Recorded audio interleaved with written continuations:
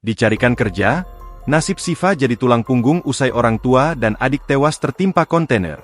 Bupati Karawang A.F. Syapuloh mengunjungi rumah duka korban kecelakaan maut truk kontainer di Desa Bengle, Majalaya, Karawang, Jawa Barat, Senin, 16 Februari 2026. Sebelumnya, dalam kejadian tersebut Idik Tasdik, sang istri Itiar bersama anak ketiganya Emma Mias tewas di tempat. Sedangkan 3 lainnya yakni Hafid, Siva dan Echa duduk di belakang dan selamat.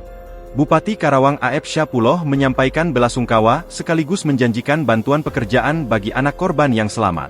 A.F. hadir bersama istrinya, Vida Syapuloh, serta jajaran pemerintah daerah untuk menyampaikan belasungkawa secara langsung kepada keluarga korban. Atas nama pribadi, keluarga, dan pemerintah daerah, kami turut berduka cita atas kejadian ini, ujar A.F., dikutip wartakotalive.com. Ia berjanji akan membantu mencarikan pekerjaan bagi Siva, agar dapat menopang kebutuhan keluarga. Saya akan coba masukkan sesuai keinginannya untuk bekerja.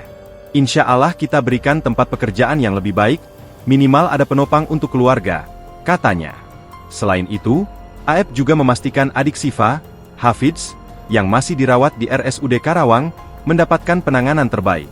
Ia bahkan langsung menghubungi Direktur Rumah Sakit untuk memastikan pelayanan optimal. Tak hanya itu, A.F. menyatakan siap membantu biaya pendidikan Hafidz, baik jika memilih melanjutkan sekolah formal maupun masuk pesantren. Adiknya mau pesantren atau sekolah di mana, akan kami bantu, ujarnya. Download Tribun X sekarang, menghadirkan lokal menjadi Indonesia.